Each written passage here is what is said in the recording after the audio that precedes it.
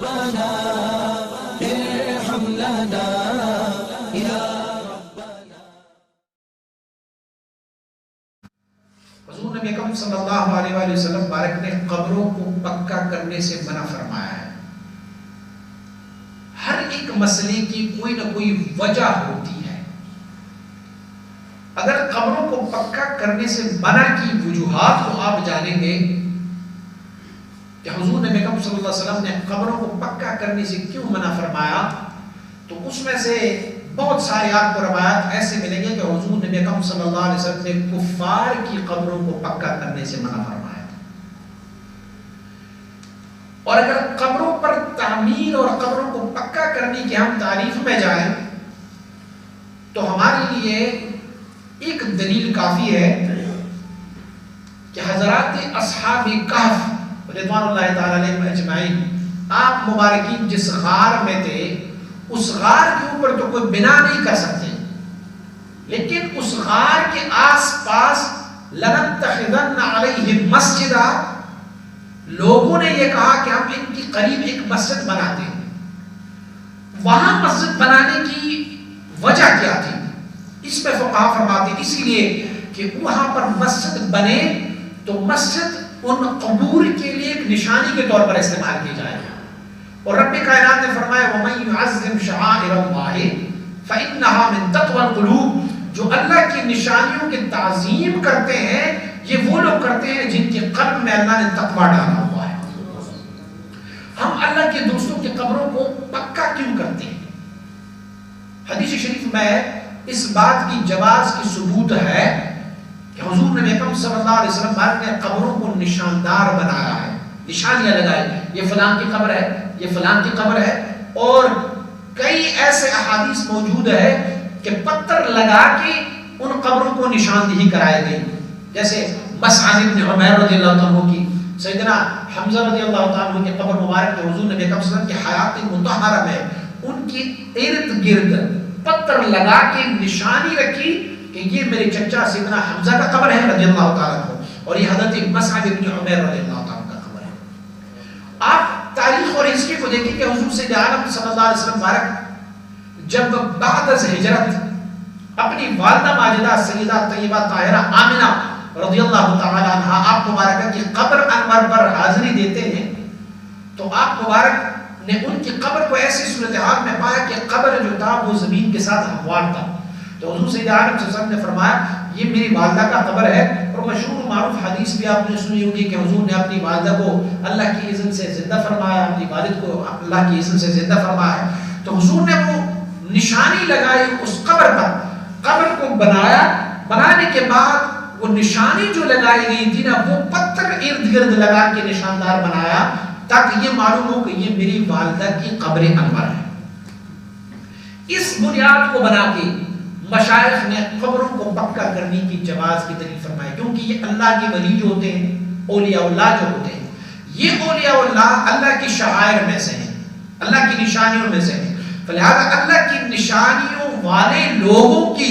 ان قبروں کو محفوظ رکھنا، ان کو علامتدار اور نشاندار بنانا اسی لیے ہے تاکہ لوگوں کو پتہ چلے کہ یہ اللہ کی کسی بندے کی قبر ہے، اللہ کے محبوب کی قبر ہے. عام لوگوں سے ان کی قبروں کو ممتاز بنانا، الگ سے بنانا، اسے پکا کرنا، یہ ان کی نشانی اور علامت کے طور پر ہے کہ لوگوں کو پتہ چلے کہ یہ اللہ کے بندے ہیں. اور دوسری ایک مستند دلیل یہ ہے کہ ما رآہ المؤمنون حسنا فهو حسن عند اللہ، جو عامت المومنین مسلمان جس چیز کو نیک جانے وہ اللہ کی بارگاہ میں بھی نیک ہی ہے. تو آپ دیکھیں ہسٹری اور تاریخ، کبھی ایسا نہ ہوتا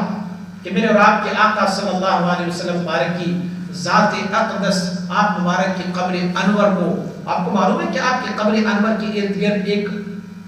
کیسی دیوار بنائی گئی ہے، اور آپ کو معلوم ہے کہ حضور سید عالم صلی اللہ علیہ وسلم مبارک کی قبر انور کو لوگ تو کہتے ہیں نا کوئی حفاظت کی طور پر وہ سیسا پلائی ہوئی دیوار بنائی تھی نور الدین زنگی رحمۃ اللہ تعالی نے، لیکن وہ ہمارے لیے ایک سند اور دلیل ہے کہ اگر ناجائز ہوتا تو اس وقت علماء بھی اسے منع فرماتے کہ یہ کبھی جائز نہیں ہے اسی لیے کو. لیکن بلا ضرورت قبروں کو پکا کرنے سے منع کیا جائے تو یہ بہتر طریقہ ہے، کیونکہ حضور نبی اکرم صلی اللہ علیہ وسلم مبارک نے جو ممانعات فرمائی ہے وہ یا تو کفار کی قبروں کے پکا کرنے کی، ان کو نشاندار بنانے کی، یا پھر عامت المومنین عامت المسلمین کے قبروں کو، ہاں اللہ کے محبوب اور برگزیدہ بندہ ہو تو ان کی قبر کو پکا بنانے میں کوئی حرج نہیں ہے، لیکن اس میں بھی حدود شریعت کی خیال رکھنا ضروری ہے۔